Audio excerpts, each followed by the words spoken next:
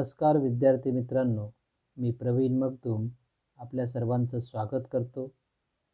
इयत्ता 12वी भूगोल विषयातील प्रकरण क्रमांक 5 द्वितीयक आर्थिक क्रिया या प्रकरणासाठी मी पहिला व्हिडिओ आपल्यासमोर घेऊन आलेलो आहे.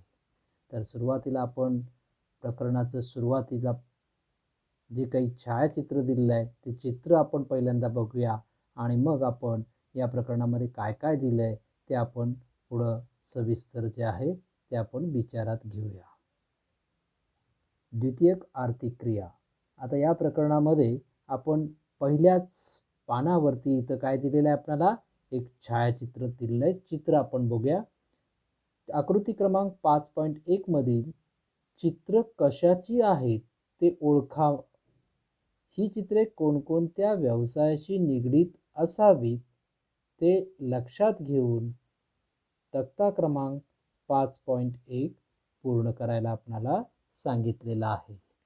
मग आता पुढं आपण तक्ता बघूया. तक्त्यामध्ये काय काय दिले आणि काय काय माहिती आपल्याला गोळा करायला सांगितलेली आहे ते आपण बघूया. तर त्यामध्ये तक्ता क्रमांक 5.1 आपण जर यामध्ये आपल्याला जो दिसतोय त्यामध्ये काय काय दिसतंय बघा. अनुक्रमांक दिसतोय पहिल्या कॉलममध्ये. दुसऱ्या कॉलममध्ये काय दिसतंय, व्यवसायाचे नाव. तिसऱ्या कॉलममध्ये काय दिसतंय आपल्याला, आवश्यक कच्चा माल.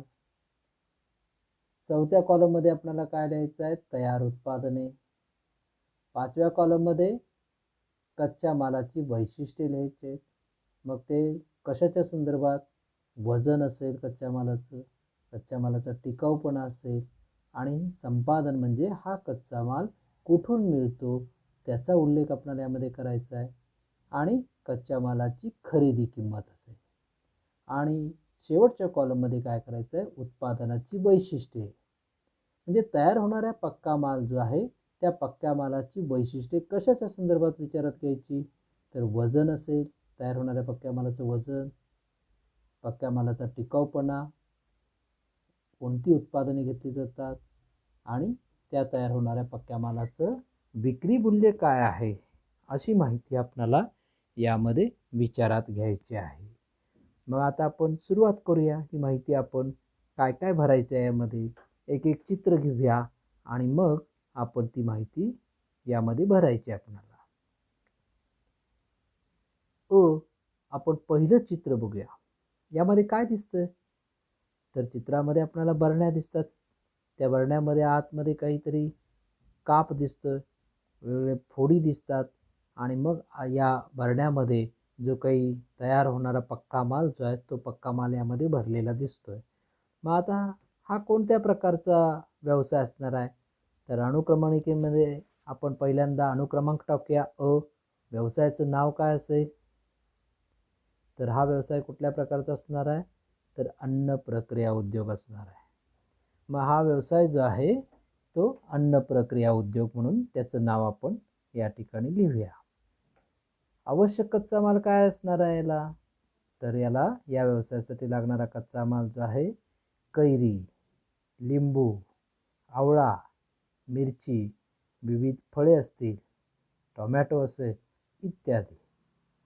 आता तयार उत्पादनं कोणती होणार आहेत, या कच्च्या मालावर प्रक्रिया केल्यानंतर जी तयार उत्पादनं होणार आहेत ती कोणती होतील, त्यामध्ये विविध प्रकारची लोणची तयार होतील. मग कैरीपासून असेल, लिंबूपासून असेल, मिरचीपासून असेल, असे अनेक लोणची बनवली जातात. मुरंबा बनवला जातो, मोरावळा कँडी असेल, जाम असेल, जेली, सॉस इत्यादी उत्पादनं जी आहेत ही तयार होतात. मग आता यामध्ये बघा थोडंसं काय झालेलं आहे, कॉलम लहान असल्यामुळं अक्षरं जी आहेत ती थोडी मोरावळा कँडी, जाम, जेली हे जी अक्षरं आहेत ती थोडी खालीवर झालेली आहेत. ती आपण थोडी समजावून घ्यायची आहेत. आता बघा कच्च्या मालाची वैशिष्ट्ये काय आहेत, वजन काय आहे, कच्च्या मालाचं वजन जास्त असणार आहे. हा कच्चा माल जड असतो. टिकाऊपणा कसा असणार आहे कच्च्या मालाचा, हा टिकाऊपणा मात्र कमी असणार आहे, कारण हा कच्चा माल नाशवंत स्वरूपाचा आहे. आता संपादन कुठून होतं? तर हा कच्चा माल शेतीमधून उपलब्ध होतो. खरेदी मूल्य काय असेल?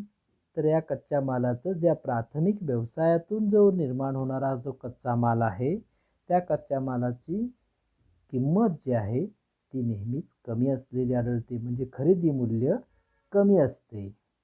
आता तयार होणाऱ्या उत्पादनाची वैशिष्ट्ये काय आहेत? वजन जास्त असणार आहे, टिकाऊपणा हा देखील जास्त असतो. कच्च्या मालाच्या तुलनेनं याचा टिकाऊपणा हा जास्त असतो, परंतु त्याला काहीतरी कालमर्यादा असते. म्हणजे ठराविक काळापर्यंतच पक्का माल आपण वापरू शकतो, कारण त्या प्रत्येक उत्पादनावर आपणाला त्या बरणीवर किंवा प्रत्येक उत्पादनावर आपणाला काय दिलेलं असतं? उत्पादन दिनांक दिलेला असतो आणि त्याचं किती कालावधीपर्यंत वापरू शकता, म्हणजे एक्सपायरी डेट असेल ती डेट ही त्याची दिलेली असते. म्हणजे कालमर्यादित उत्पादन जे आहे, जरी टिकाऊपणा जास्त असला तरी ठराविक काळासाठीच आपण ती उत्पादनं वापरू शकतो. आता उत्पादनाचं मूल्य काय असणार आहे? तर उत्पादनाचं मूल्य हे अधिक असणार आहे. तर या पद्धतीनं आपण जे पहिलं चित्र जे आहे त्या चित्राचा आपण या ठिकाणी माहिती जी आहे ती माहिती या पद्धतीने आपण विचारात घेतली, म्हणजे अन्न प्रक्रिया उद्योगाची माहिती आपण विचारात घेतली. त्यानंतर पुढचा आपल्याला व्यवसाय विचारात घ्यायचा आहे तो आपण बघूया. आता हे चित्र आपण बघूया. या चित्रामध्ये काय दिसतंय आपल्याला? एक कारागीर काहीतरी कलाकुसरीचं काम करत असलेला दिसतोय. मग अनुक्रमणिकेमध्ये आपण या ठिकाणी अनुक्रमांक टाकूया आ. व्यवसायाचं नाव काय आहे? तर व्यवसाय हे कलाकुसरीचं काम चालू आहे, म्हणजेच या ठिकाणी वेगवेगळे दागदागिने बनवण्याचा व्यवसाय हा असलेला आपल्याला दिसतो, आणि म्हणून व्यवसायाचं नाव आपण देऊया दागिने निर्मिती. आता या व्यवसायासाठी आवश्यक कच्चा माल कुठला लागणार आहे? तर मौल्यवान धातू लागणार आहेत. सोने असेल, चांदी असेल, हिरे असतील, तर या प्रकारचा हा मौल्यवान अशा प्रकारचा कच्चा माल या व्यवसायाला लागतो. हा कच्चा माल कुठून मिळतो? तर तो खाणकामातून मिळतो, कारण हे सोने हा जर मौल्यवान धातू असला तर तो आपणाला इतर धातूबरोबर मिश्र स्वरूपात सापडतो, आणि त्यामुळं हा जो काही धातू असेल, सोने, चांदी यासारखे हे धातू मात्र आपल्याला खाणकामातूनच मिळवावे लागतात. आता तयार होणारे उत्पादन कुठले आहेत? तर यामधून दागदागिने बनवले जातात, अलंकार बनवले जातात, शोभेच्या वस्तू बनवल्या जातात, निरनिराळ्या प्रकारच्या मूर्त्या बनवल्या जातात. तर कच्च्या मालाची वैशिष्ट्ये कोणती आहेत? तर कच्च्या मालाची वैशिष्ट्ये आपण वजन, पहिल्यांदा वजन विचारात घेऊया. वजन थोडे जास्त असते.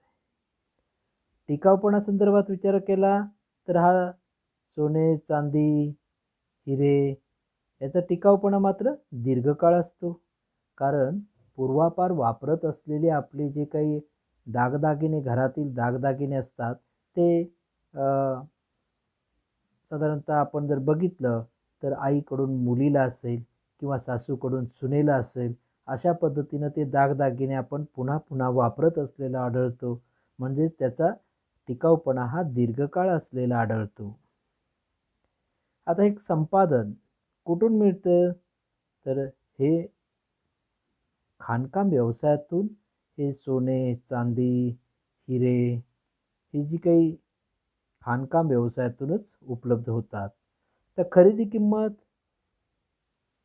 किमतीचा जर विचार केला तर खरेदी किंमत तशी कच्च्या मालाची विचारात घेतली तर तुलनेनं ती पक्क्या मालाच्या तुलनेनं कमी असते.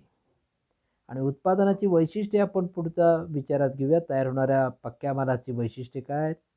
तर वजन जे आहे ते वजन फारसे घटत नाही, आणि तो दीर्घकाळ टिकणारा आहे. म्हणजे सोने, चांदी, हिरे हे जे काही अलंकार असतील, दागदागिने असतील, हे दीर्घकाळ टिकणारे आहेत. आणि उत्पादनं जे आहेत ते कुठले आहेत? तर मी प्रत्येक ठिकाणी उत्पादन परत या ठिकाणी घेतलेले नाहीत, पण सांगतो त्यामध्ये कोणते आहेत. तर यामध्ये आपणाला दागिने बनवले जातात, अलंकार बनवले जातात, शोभेच्या वस्तू बनवल्या जातात, मूर्त्या बनवल्या जातात. तर अशा पद्धतीनं ही उत्पादनं घेतली जातात. आणि विक्री मूल्य जर विचारात घेतलं तर मूल्य मात्र याचं जास्त असतं. तर या पद्धतीनं हा दुसरा आपण छायाचित्र विचारात घेतलं दागिने निर्मितीचा. त्यानंतर पुढचं आपण ई छायाचित्र विचारात घेऊया. तर यामध्ये आपल्याला काय दिसतं? तर या ठिकाणी आपल्याला काही भट्टी आपणाला असलेली पाहायला मिळते. आणि मग या चित्राचं जर आपण निरीक्षण केलं तर आपणाला असं लक्षात येतं, याचा अनुक्रमांक आपण जर विचारात घेतला ई अनुक्रमांक आहे. आणि व्यवसायाचं नाव जर विचारात घेतलं तर ही अणुऊर्जा किंवा औष्णिक ऊर्जा निर्मिती ही केली जात असावी असं आपण या ठिकाणी सांगू शकतो. आवश्यक कच्चा माल काय आहे? कोणता लागणार आहे यासाठी? तर अणुऊर्जेसाठी मात्र आपणाला युरेनियम असेल, थोरियम असेल, प्लॅटिनम असेल, लिथियम असेल, तर यासारखी आण्विक इंधनं जी आहेत ही आण्विक इंधनं लागतील. आणि औष्णिक ऊर्जेसाठी मात्र आपण मग दगडी कोळसा असेल, या दगडी कोळशाचा वापर औष्णिक ऊर्जा निर्मितीसाठी मोठ्या प्रमाणात केला जातोय. आता तयार उत्पादन काय होणार आहे यातून? मोठ्या प्रमाणात वीज उत्पादन केलं जातं. मोठ्या प्रमाणामध्ये विजेचं उत्पादन घेतलं जातं. याशिवाय जे काही शस्त्रास्त्र आहेत तर त्या शस्त्रास्त्रांच्या निर्मितीसाठी देखील आपणाला ही इंधनं जी आहेत ही आण्विक इंधनं वापरली जातात. आता यामध्ये बघा पुढचं आपण विचारात घेऊया कच्च्या मालाची वैशिष्ट्ये. वजन जास्त असतं, अवजड आहे, टिकाऊ आहे. म्हणजे हा कच्चा माल वजनानं जड आहे, जास्त वजन असतं, अवजड स्वरूपाचा हा कच्चा माल आहे. टिकाऊपणाचा जर विचार केला तर दीर्घकाळ टिकाऊ आहे. त्यानंतर कुठून मिळणार आहे? तर तो खाणकामातून मिळणार आहे. आणि खाणकाम व्यवसायातून हा कच्चा माल उपलब्ध होतो. मात्र ज्या ठिकाणी खनिजाचे साठे आहेत, ठराविक प्रदेशातूनच या प्रकारची खनिजे जी आहेत ती खनिजे मिळतात. किंमत जर विचारात घेतलं तर किंमत मात्र या कच्च्या मालाची कमी असते. आता पुढच्या कॉलमचा जर विचार केला तयार होणाऱ्या उत्पादनाची वैशिष्ट्ये. वजन जे आहे ते वजन मात्र काय होणार आहे? घटतं. वजन घटतं. त्यानंतर टिकाऊपणा जर विचार केला तर दीर्घकाळ आपणाला हा टिकवून ठेवता येत नाही, म्हणजे साठवून ठेवता येत नाही. जरी आपण ऊर्जेचं किंवा विजेचं उत्पादन घेतलं आणि त्या विजेचा आपल्याला वापर हा करावा लागतो, तो आपण दीर्घकाळ ही ऊर्जा किंवा ही वीज आपण साठवून ठेवू शकत नाही. त्यानंतर उत्पादनं जर विचारात घेतलं तर काय उत्पादन घेतलं जातं? तर विजेचं उत्पादन घेतलं जातं. आणि शस्त्रास्त्र असतील त्या शस्त्रास्त्राच्या निर्मितीसाठी देखील आपणाला ही आण्विक इंधनं आपण वापरतो. विक्री मूल्य जर विचारात घेतलं तर विक्री मूल्य मात्र याचं जास्त असलेलं आढळतं. म्हणजे या ठिकाणी ई या छायाचित्राचा आपण चित्राचा विचार केला तर साधारणतः आपणाला असं लक्षात येतं ही एक अणुभट्टी आहे. अणुऊर्जा केंद्र किंवा औष्णिक ऊर्जा निर्मितीचं केंद्र असावं असं आपण या ठिकाणी सांगू शकतो. त्यानंतर पुढचं चित्र बघूया. ई चित्र आपण विचारात घेऊया. आता ई चित्रामध्ये आपणाला या ठिकाणी चित्राचं बारकाईने निरीक्षण करा. तर यामध्ये आपणाला असं लक्षात येईल, अनुक्रमांक आपण टाकूया ई. व्यवसायाचं नाव, हा व्यवसाय इथं आपण दिसतं. तर हा एक जहाज बांधणी उद्योग आहे. हा कोणता व्यवसाय? जहाज बांधणी उद्योग. या व्यवसायासाठी आवश्यक असणारा कच्चा माल कोणता लागेल? तर यामध्ये मोठ्या प्रमाणात लोहपोलादाचा वापर केला जातो, लाकूड असेल आणि इतर धातूंचा वापर या जहाज बांधणीसाठी मोठ्या प्रमाणात केलेला आढळतो. तर तयार उत्पादनं कोणती होतात? तर यामधून जी तयार होणारी उत्पादनं जी आहेत, जहाज असेल, बोटी असतील, क्रूज असेल इत्यादी उत्पादनं ही निर्माण केली जातात. आता जहाजांचा जर आपण विचार केला तर खूप मोठी जहाजं असतात. अगदी मग त्यामध्ये आपणाला खूप मोठ्या प्रमाणात जे काही माल वाहून नेणारी जहाजं असतात आणि या जहाजांमध्ये अनेक आपणाला व्यवस्था ज्या आहेत, अनेक सोयीसुविधा असतील, त्या सोयीसुविधा देखील पुरवलेल्या आढळतात. आणि मग यामध्ये बऱ्याचशा कंटेनर म्हणजे आपण रस्त्यावरून जाणारे कंटेनर बघतो, असे कितीतरी हजारो कंटेनर त्यामध्ये माल आपण नेऊ शकतो. अशी एवढी अवाढव्य आकाराची जहाजं जी आहेत ती जहाजं असलेली आढळतात. आता आपण इथं कच्च्या मालाची वैशिष्ट्ये विचारात घेऊया. कच्च्या मालाचं वजन काय असणार आहे? लोहपोलाद, लाकूड हा कच्चा माल आहे. म्हटल्यानंतर याचं वजन जास्त असणार आहे. हा अवजड कच्चा माल आहे. टिकाऊपणाचा जर विचार केला तर हा कच्चा माल जो आहे तो टिकाऊ स्वरूपाचा आहे, दीर्घकाळ टिकणारा आहे. आता हा संपादनाचा जर विचार केला, हा कच्चा माल कुठून मिळणार आहे? तर लोहपोलाद आणि धातू जे आहेत ते खाणकाम व्यवसायातून मिळतील आणि लाकूड जे आहे ते जंगलातून उपलब्ध होईल. कच्च्या मालाची किंमत जर आपण विचारात घेतली तर किंमत कमी असलेली आढळते.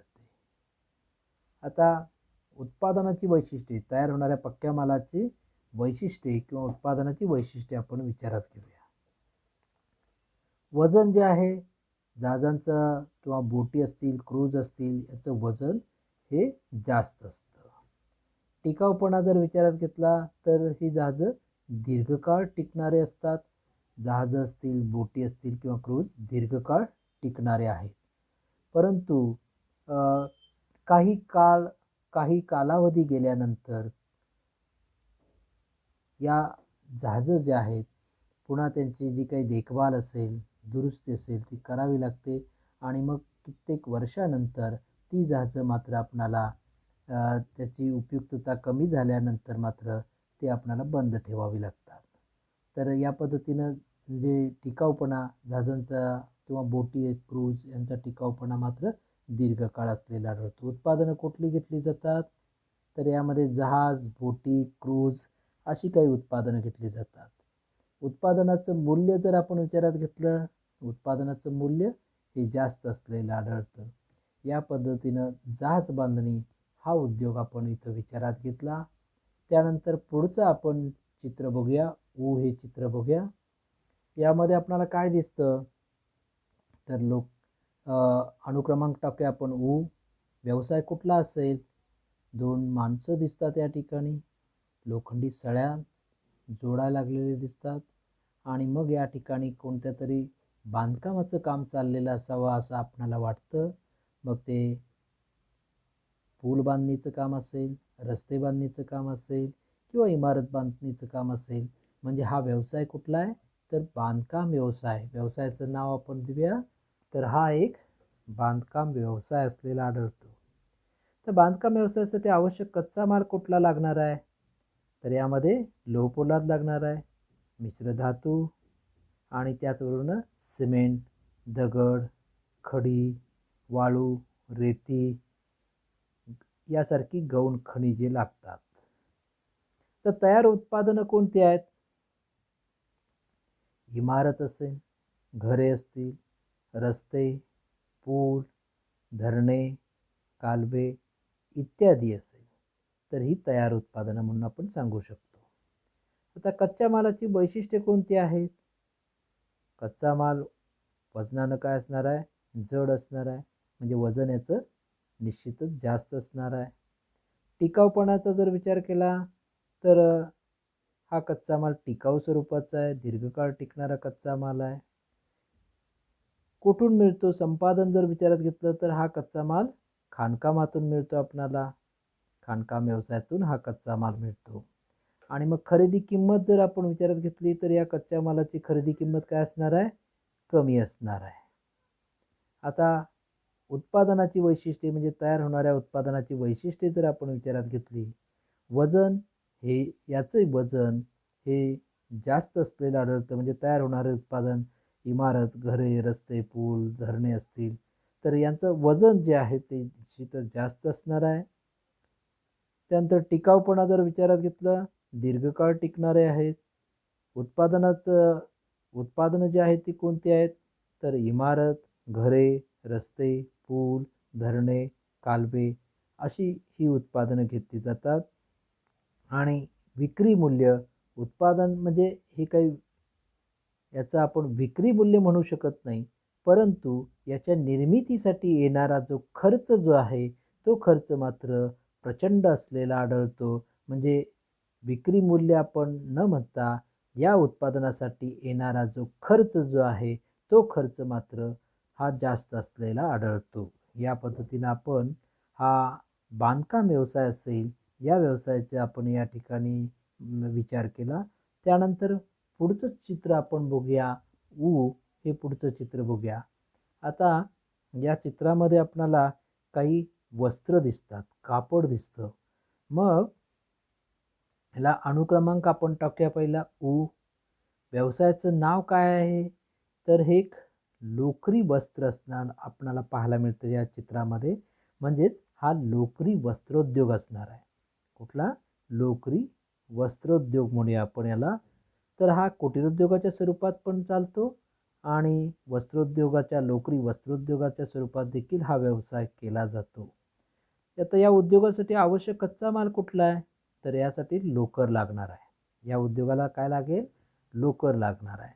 मग ही लोकर जी आपल्याला मिळते ती कशापासून मिळणार आहे?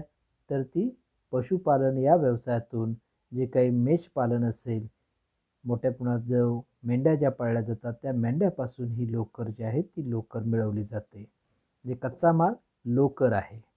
आता तयार होणारी उत्पादनं कुठली आहेत? तर या व्यवसायातून तयार होणारी उत्पादनं जे आहेत लोकरी वस्त्राचं उत्पादन घेतलं जातं. मग उदाहरण जर सांगायचं तर स्वेटर्स, मफलर, कानटोपी इत्यादी उत्पादनं आपण सांगू शकतो. आता कच्च्या मालाची वैशिष्ट्ये काय असणार आहेत? वजन काय? लोकरीचं वजन कसं असेल? वजन कमी असणार आहे, कारण हे वजनानं हलके असते लोकर. म्हणजे हा जो काही वजन कमी असणार आहे, कारण हा कच्चा माल जो आहे तो कुठल्या प्रकारचा आहे? शुद्ध कच्चा माल आहे. आणि शुद्ध कच्चा माल असल्यामुळं त्याचं वजन जे आहे ते वजन कमी असलेलं आढळतं. उदाहरणार्थ कापूस असेल, लोकर असेल, हा शुद्ध कच्चा माल म्हणून ओळखला जातो. त्याचं वजन काय असतं? हे कमी असतं. आता टिकाऊपणा जर आपण विचारात घेतला तर टिकाऊपणा मात्र काय असणार आहे? दीर्घकाळ टिकणार आहे. तो दीर्घकाळ टिकू शकतो. कापूस असेल, लोकर असेल, दीर्घकाळ टिकू शकतो. म्हणजे टिकाऊपणा जास्त असणार आहे. आणि संपादन कोणत्या व्यवसायातून हा कच्चा माल मिळणार आहे? तर लोकर जी आहे ती लोकर मात्र पशुपालन या व्यवसायातून, विशेषतः जो मेषपालन म्हणजे ज्या मेंढ्या ज्या पाळल्या जातात त्यापासून हा कच्चा माल आपणाला मिळतो. मग आता खरेदी किंमत काय आहे? प्राथमिक व्यवसायातून मिळणारा हा कच्चा माल आहे म्हटल्यानंतर त्याची किंमत देखील काय असणार आहे? कमी मिळते. त्याची किंमत देखील कमी असलेली आढळते. आता तयार होणाऱ्या उत्पादनाची वैशिष्ट्ये आपण विचारात घेऊया. तयार होणाऱ्या उत्पादनाची वैशिष्ट्ये. वजन काय असणार आहे हो?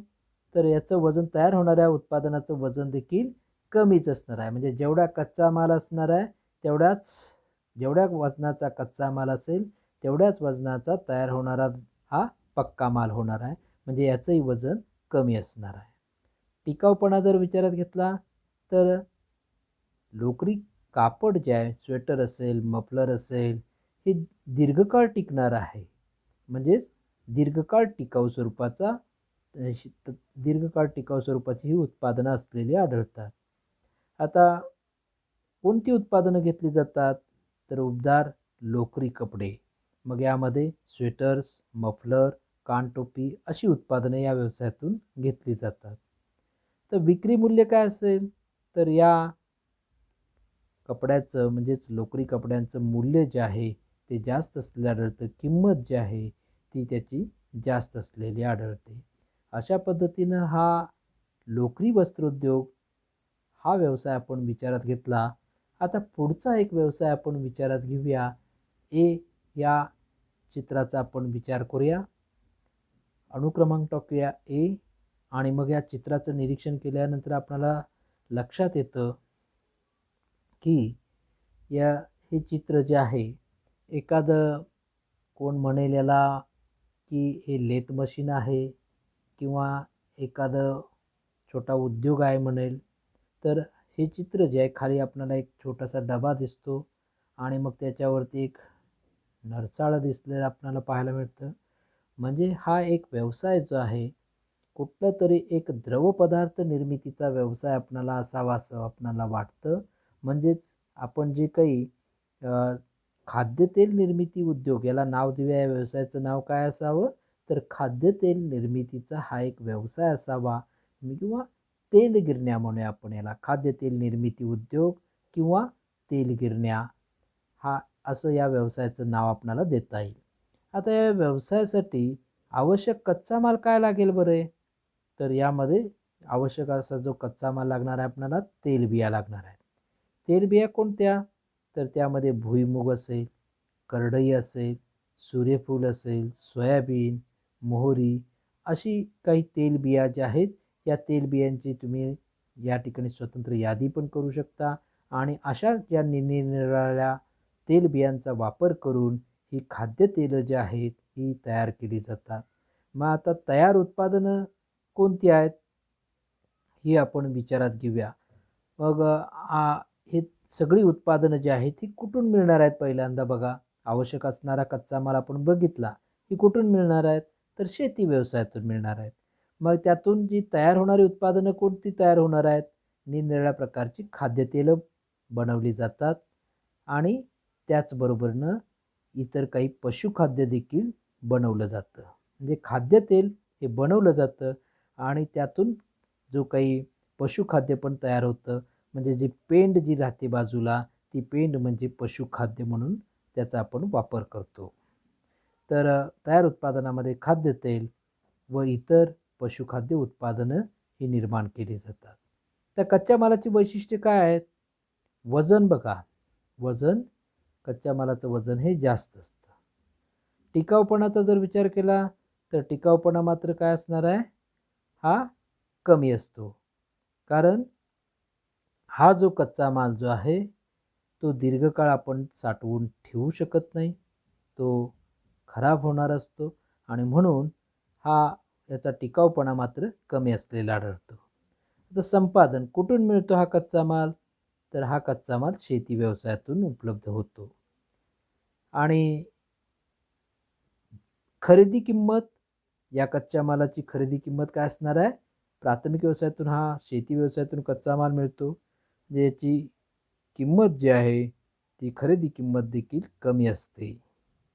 आता तयार होणाऱ्या उत्पादनाची वैशिष्ट्ये काय आहेत बघा. वजन जास्त असलेलं आढळतं. तयार होणाऱ्या पक्क्या मालाचं वजन हे देखील जास्त असतं. टिकाऊपणाचा जर विचार केला तर कच्च्या मालाच्या तुलनेनं याचा टिकाऊपणा थोडा अधिक आहे, परंतु तो ठराविक काळासाठी असेल. कारण उत्पादन दिनांक आणि एक्सपायरी डेट, अंतिम दिनांक त्या ठिकाणी दिलेले असते. म्हणजे ठराविक काळासाठीच आपण ही उत्पादनं वापरू शकतो. खाद्यतेलाची आता उत्पादनं जी घेतली जातात ती खाद्यतेल आहेत. मग यामध्ये वेगवेगळ्या प्रकारची तेल आहेत की भुईमुगाचं तेल असेल, करडईचं तेल असेल, सूर्यफुलाचं तेल, सोयाबीनचं तेल असेल, मोहरीचं तेल असेल, अशी विविध प्रकारची तेलांचं उत्पादन घेतलं जातं आणि त्याचबरोबर पशुखाद्य देखील उत्पादन होत असलेलं आढळतं या व्यवसायातून. मग आता विक्री मूल्य काय असेल, तर विक्री मूल्य या खाद्यतेलाची किंमत जी आहे ती जास्त असलेली आढळते. अशा पद्धतीनं हा खाद्यतेल निर्मिती उद्योग किंवा तेलगिरण्या या व्यवसायाची आपण इथं माहिती विचारात घेतली. आता पुढचं जे चित्र जे आहे ए, त्या चित्राचा आपण विचार करूया. आता या चित्रामध्ये आपण बघा काय दिसतं, तर त्या ठिकाणी एक माणूस दिसतोय आणि एका मोठं यंत्र दिसतं. त्यामध्ये काहीतरी द्रवपदार्थ दिसतोय आणि मग हा व्यवसाय जर आपण विचारात घेऊया, आपण या ठिकाणी हा कोणता व्यवसाय असेल? अनुक्रमांक टाकूया ए. व्यवसायाचं नाव आहे दुग्धजन्य पदार्थांची निर्मिती.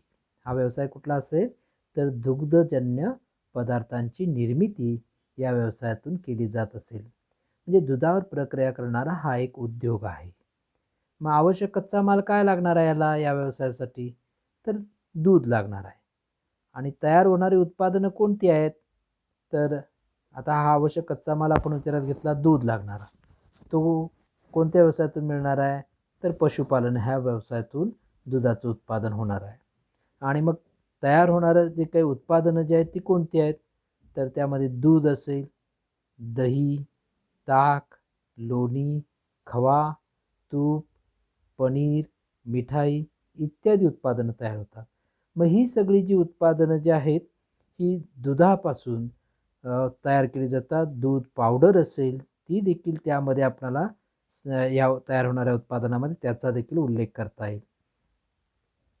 आता कच्च्या मालाची वैशिष्ट्ये बघूया आपण. वजन, या कच्च्या मालाचं वजन म्हणजे दूध या कच्च्या मालाचं वजन काय असणार आहे? जास्त असणार आहे. टिकाऊपणा कसा असेल दुधाचा? दूध दीर्घकाळ टिकू शकेल का? तर दीर्घकाळ टिकू शकत नाही, म्हणजे टिकाऊपणा त्याचा कमी असतो. कारण का? तर हा कच्चा माल कसा आहे? नाशवंत आहे, खराब होणार आहे. हा नाशवंत कच्चा माल आहे आणि म्हणून त्याचा टिकाऊपणा हा जो आहे तो कमी असलेला आढळतो. त्यानंतर संपादन कुठून मिळणार आहे? तर हा कच्चा माल पशुपालन व्यवसायातून मिळतो. किंमत जर आपण विचारात घेतली तर या कच्च्या मालाची किंमत जी आहे ती कमी असलेली आढळते.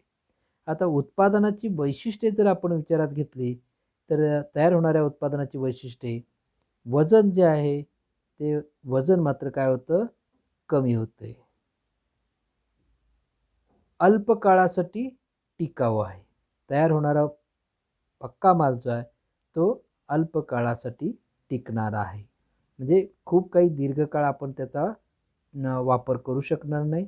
कारण ही जी काही दूध, दही, ताक, लोणी, खवा, तूप, पनीर आणि मिठाई असेल तर ती ही जी काही उत्पादनं आहेत ती ठराविक काळासाठीच ती टिकणारी आहेत. त्यानंतर उत्पादन कुठली घेतली जातात? तर दूध, दही, ताक, लोणी, खवा, तूप, पनीर आणि दूध पावडर असेल. उत्पादनाची किंमत जर आपण विचारात घेतली तर उत्पादनाची किंमत मात्र ही जास्त असलेली आढळते. या प्रकारे आपण तक्ता क्रमांक 5.1 पूर्ण केलेला आहे. थांबूया आपण याच ठिकाणी. धन्यवाद.